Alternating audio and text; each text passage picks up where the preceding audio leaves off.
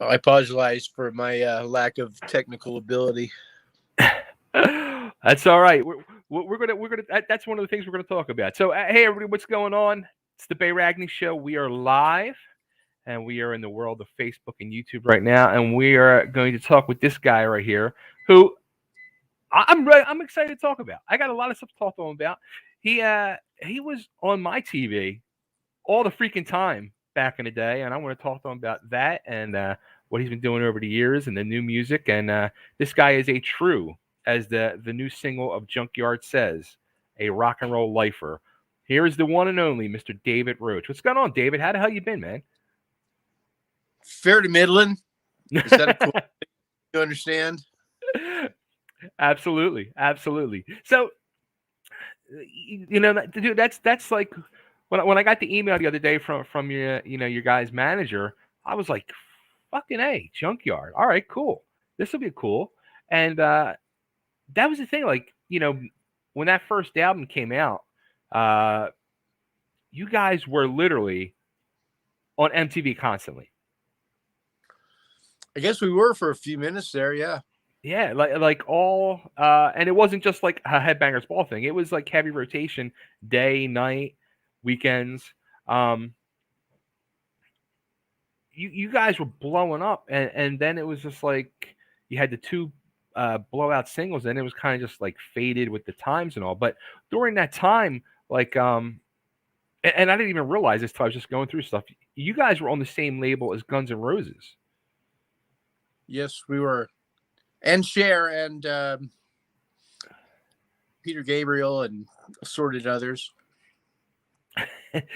well, how was that like for you? I mean, the Guns N' Roses thing, like they were out for a couple years at that point, and they had blown up, and they were like your peers from the LA scene and all. But it being like that, but you're on with these iconic superstars, Peter Gabriel, Cher. What was that for you being on that label with them?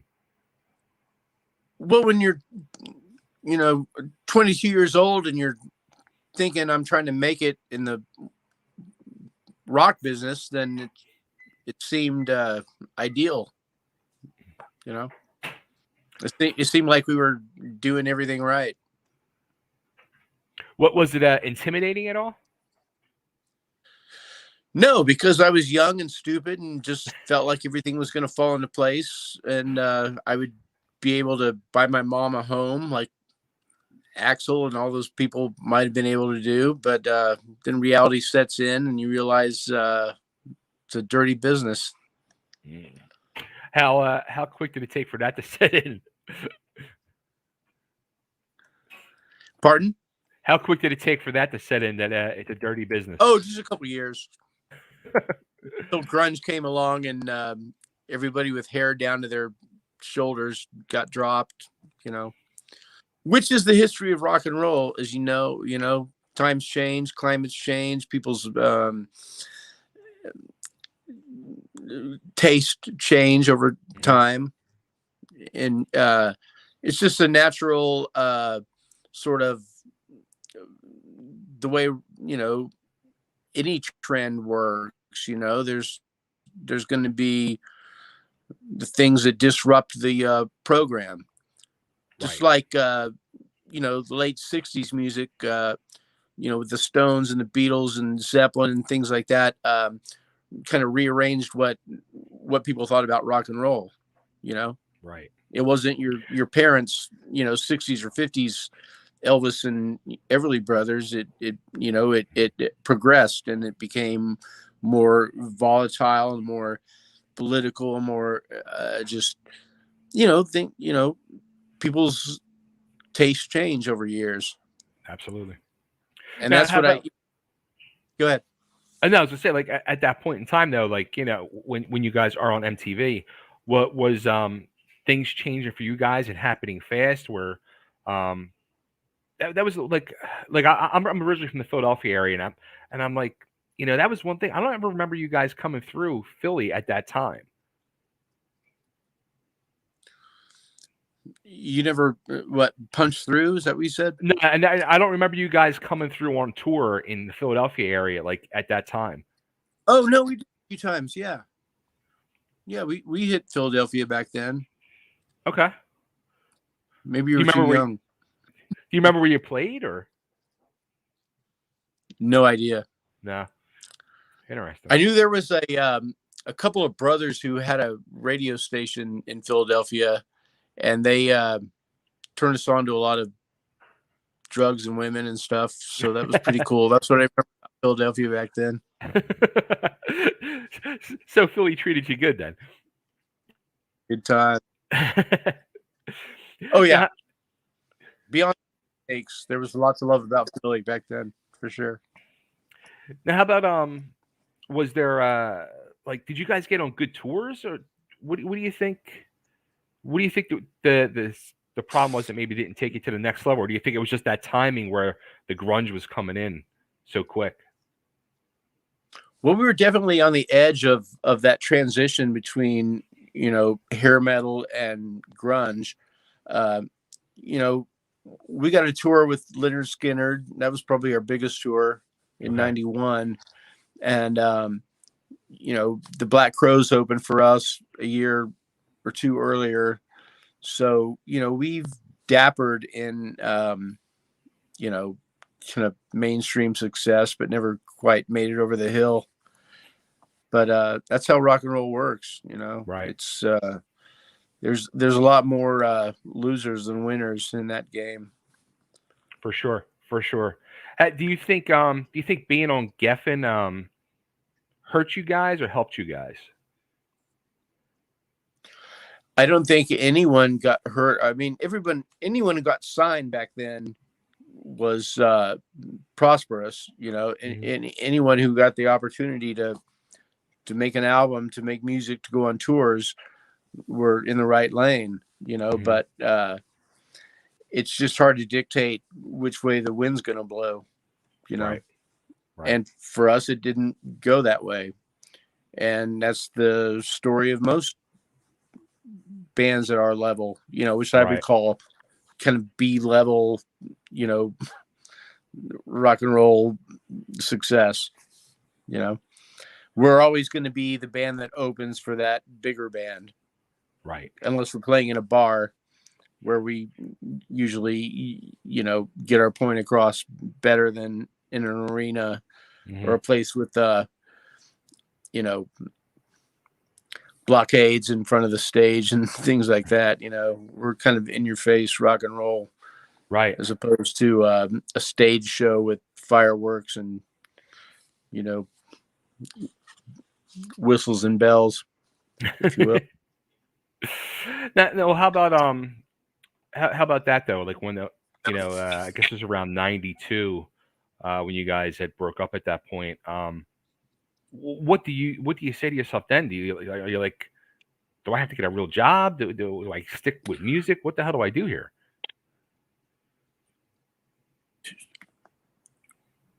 Well, I got depressed and drank heavily and started a new band with some guys from England. The band called Baracho, and I'm proud of that band. It was a good band. But we were, you know, like I said, when all those hair metal bands got dropped, I had to find my own new niche, whatever it was, you know, wasn't overwhelming to anyone. Right. So it kind of just fell through the, you know, the little spaces. But it's just what it is. I mean, that's how rock and roll works, you know. You know, 2% of good bands are going to make it that far. Right. That's just nature of the beast. You know. Now, what brought you guys back together? Because I saw you guys actually been back together basically since around 2000. Yeah, a little earlier than that even. Probably 1999, 98, 99. We started getting some calls, you know, because after grunge had come and went, there was sort of a recall to the old days and people wanting to, you know, hear what was going on with those old 80 bands that kind of disappeared through the cracks. And so we got a call from Japan, not the country. I mean, the country, but not like the president of Japan said we need to.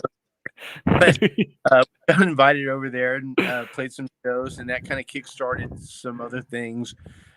We ended up going to Spain in 2000, I believe, and did a few shows there. And it kind of, like everything else, what comes around goes around, and then it gets lost, or then it comes back. And so we made a sort of half-ass attempt to get back into the arena, and we did. And since then, we started getting more invitations to places in LA, like the Viper Room or the Whiskey or whatever. And there was still a small faction of people that wanted to hear that old stuff, and we really haven't changed our game much since the beginning. So Right. we weren't like, one of those bands who started using keyboards or, orchestral or, jazz influences or anything like that. We just kind of kept on with our 3-chord rock and roll sort of AC/DC approach to what we thought we liked, what we knew we liked, Right. which is just simple, in your face, fuck you, how about that, rock and roll. Was it at that point in time, especially through the years? I'm sure you probably kind of feels like too. Junkyard is your home, and it's your baby, and it's what you belong to be doing. Well, it's been my life since I was 20. Wow. And we're 35 years removed, and it's all I know. It's all I can do, and I don't feel like it's a. I think that's fine. Do what you do, and do it well. Mm-hmm. I didn't see any reason to, like I said, to progress into becoming something we weren't. We're limited. I mean, like the Ramones or something. They made their whole living off 3-chord 1, 2, rock 3, song 4. for 3 minutes long.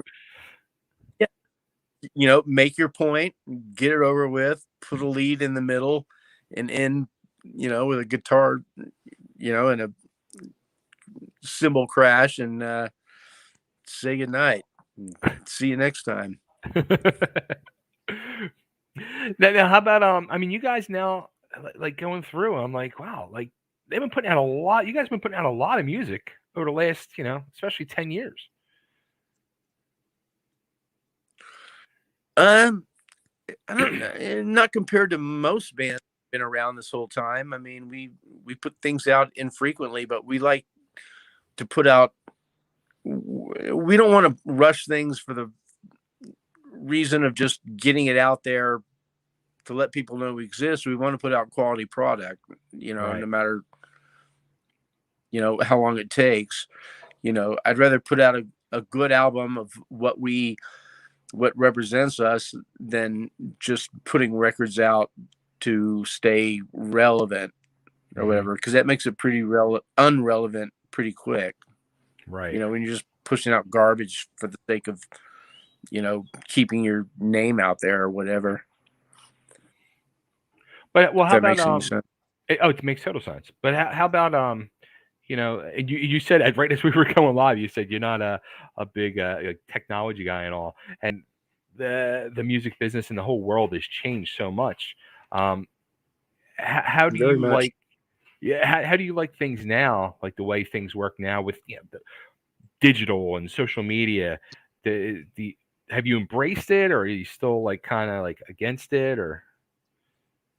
You can't not embrace it, because it is what it is. I mean, things change, life changes, technology changes, everything changes. If you ask me what I would tell a young band coming up, how to deal with getting known, getting attention, getting success, I have no fucking idea. It's completely an alien concept to me. I wouldn't know how to do it, especially now, because there's so much. It's sort of a it's it's it's like we have so many more platforms now and so many Right. ways to get music out there and so many ways to be exposed, but because of that access, there's also so many other people trying to get that attention, so it's difficult. And you also have to realize, I mean, this band is 30 years old, 35 years old. So, I mean, if you put it in context, like from the 80s to, okay, that was 30 years ago. And 30 years from then was the 1950s when it was Elvis and Chuck Berry and all that stuff. So who gives a fuck about those guys in 1980? And who gives a fuck about those guys or us in 19 or 2020? You know, it's like, love of the music, love of rock and roll, you know, it's, but I have nothing to say to young people who are trying to get attention on the internet or anything else. I don't know how they do it. You have to be really special or really talented or have something to say that people want to listen to. And I'm still, you know, trying to figure that out myself. Yeah, it's kind of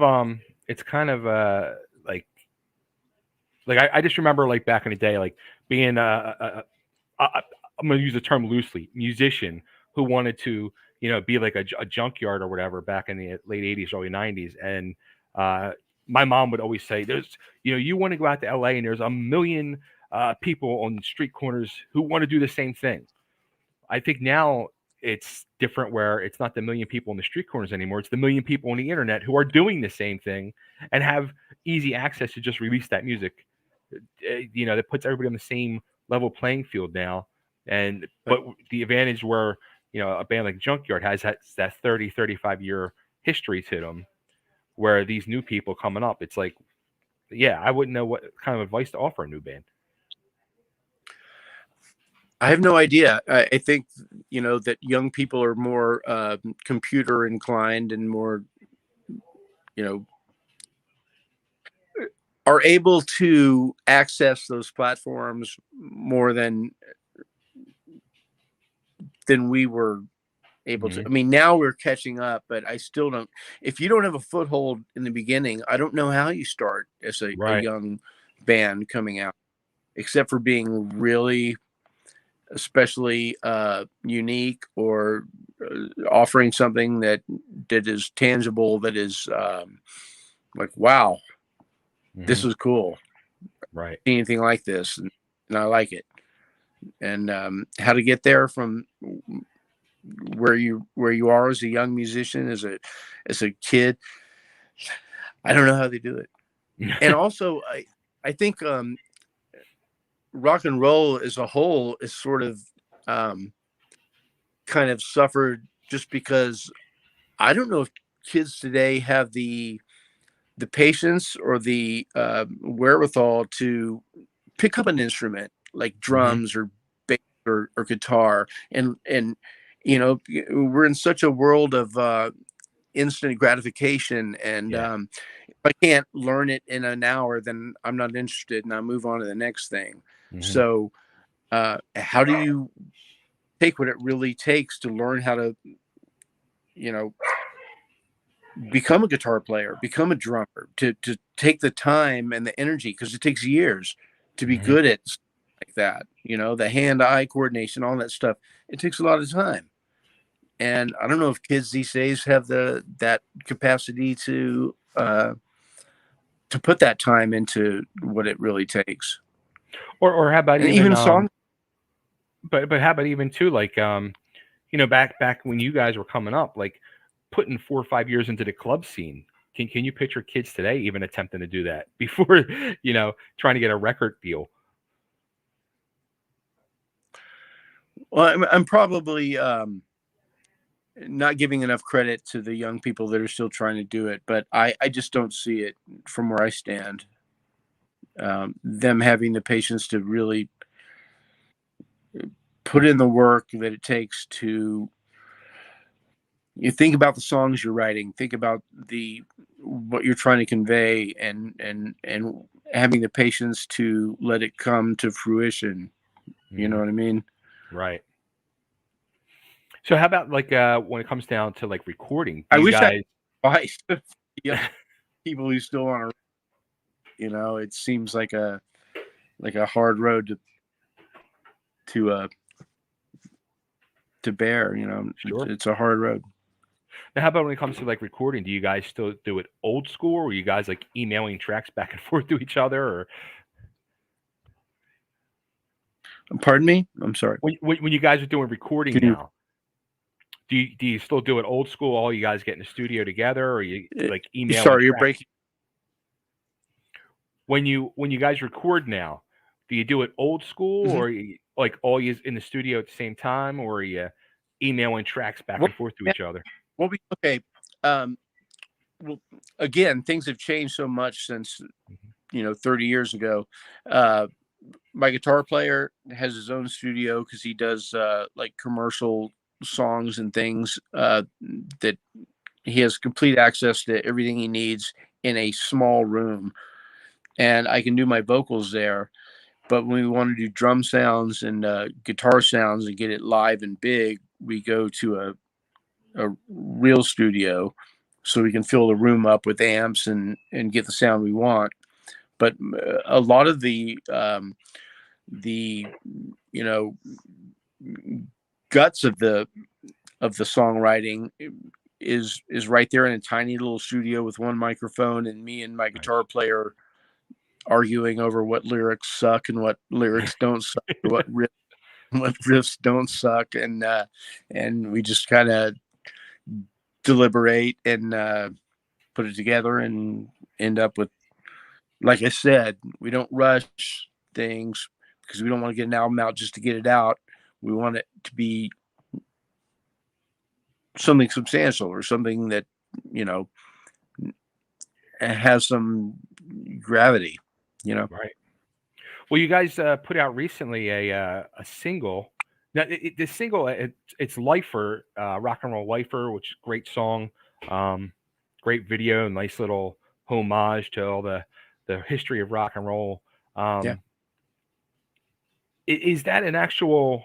I saw a picture. There's you guys were mailing out the vinyl. Is that a 12-inch, a 7-inch vinyl?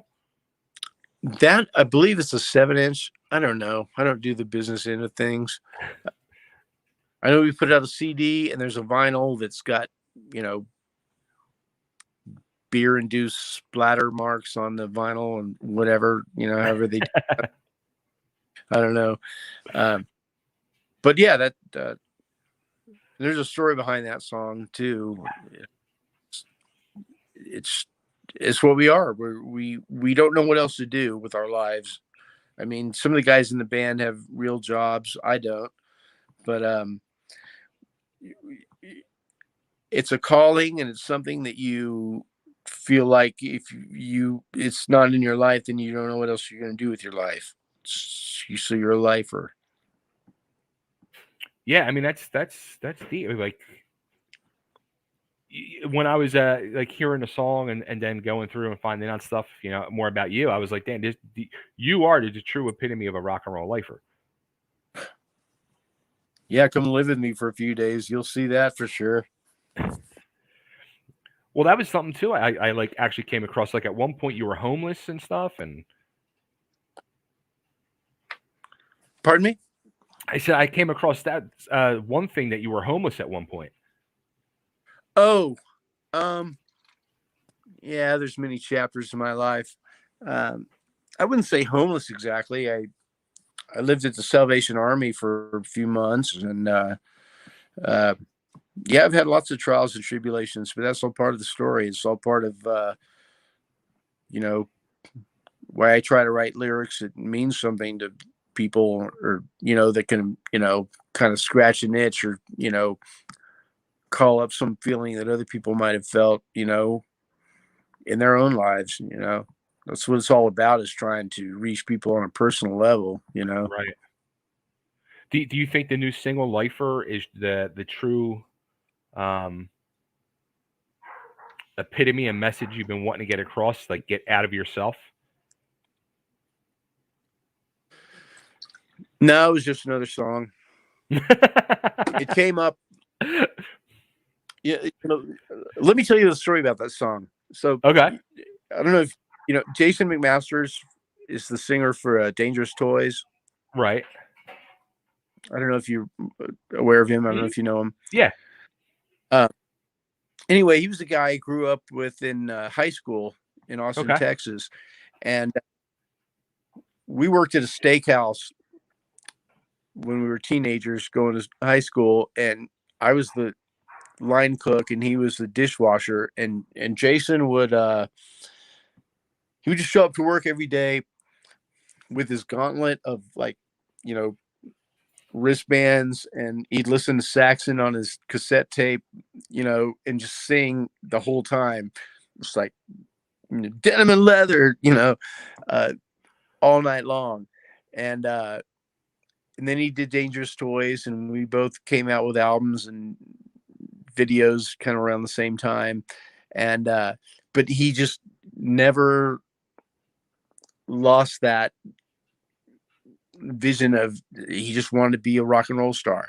He wanted to be a rock and roller. And we were writing Lifer, and we didn't have lyrics yet. And my old guitar player, Brian Baker, from he's with Bad Religion now. He was from Minor Threat, and he's got a big long rock history. But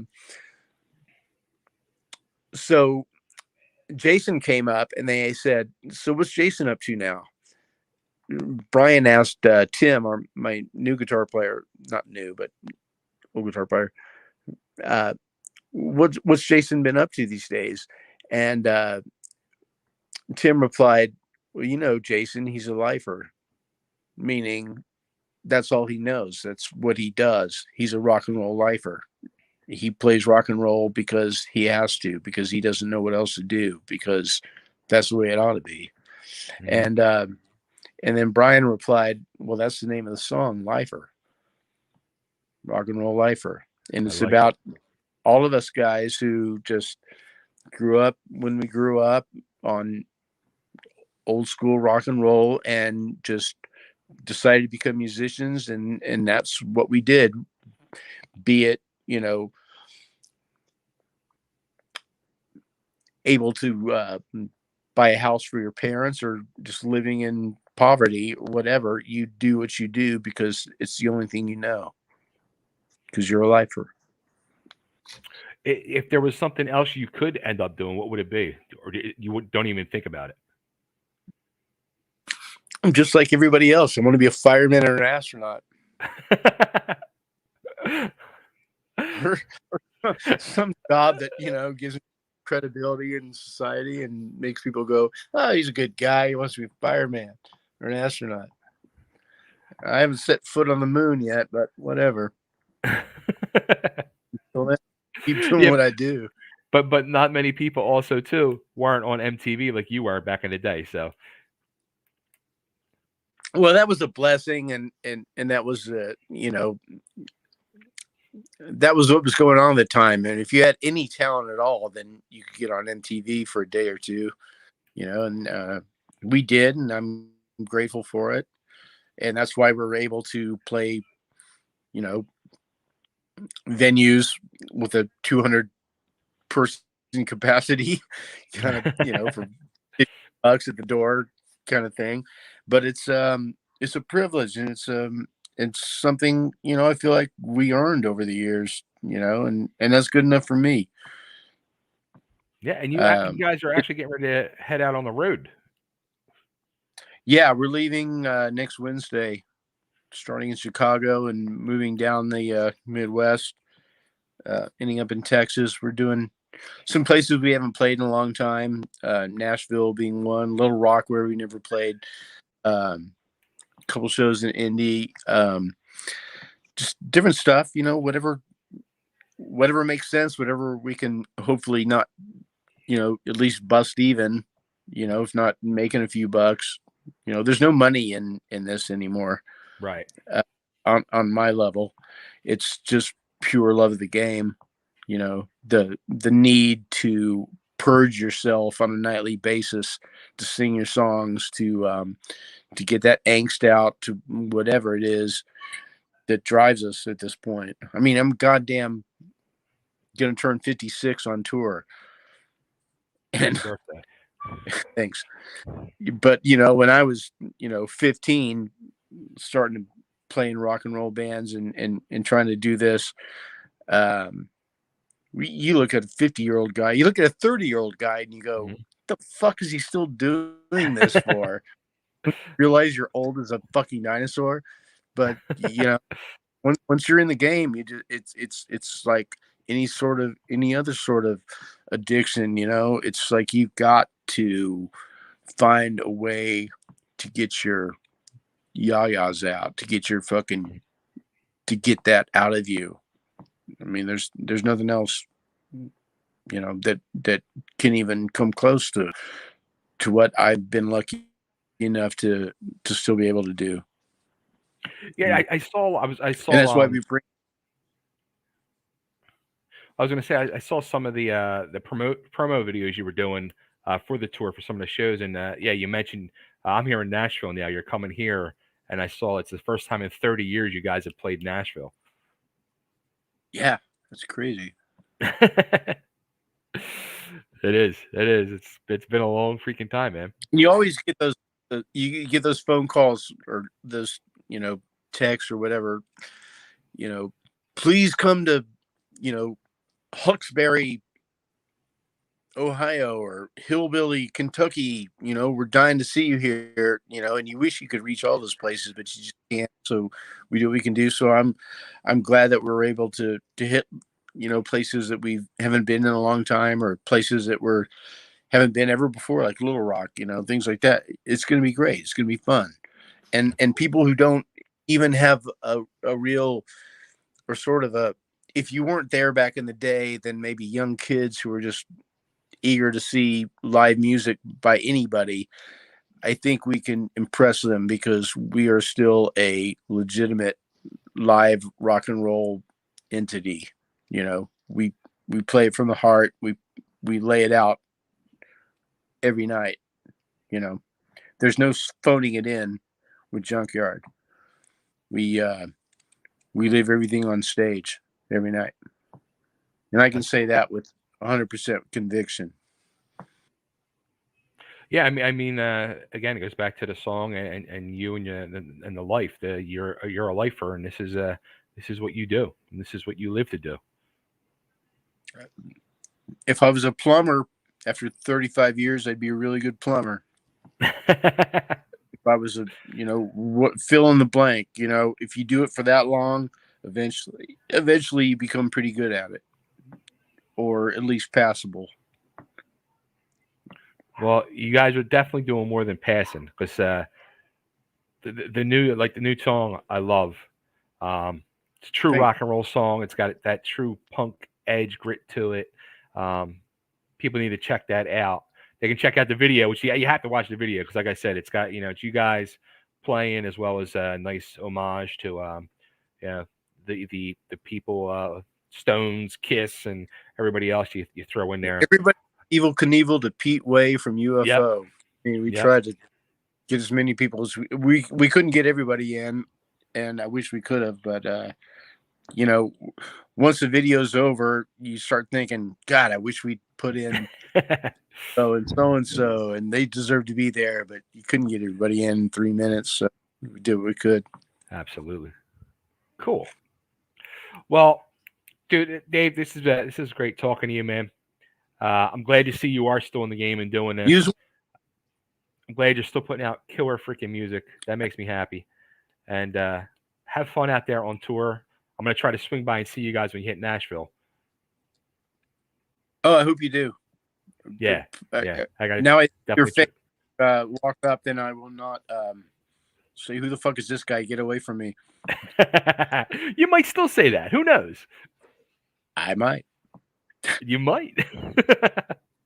No, it's all good. All right, where should we tell everybody to go? Should we send them to the website, junkyardblues.com, or? Shit. Again, not a techie. Junkyard Blues, yeah, BLOOZE is our main website, and Pat, our drummer, is pretty good at keeping everything up, you know, abreast, you know, as far as you know, what's happening today, tonight, tomorrow. So that's the best place to go. You're like, Cool. Dave, again, thanks so much. Have fun out there on tour. And thanks, I will. I'm sure you will. I'm sure you will. And if anybody here wants to walk up and shake my hand, I'm there, man, all the time. We are very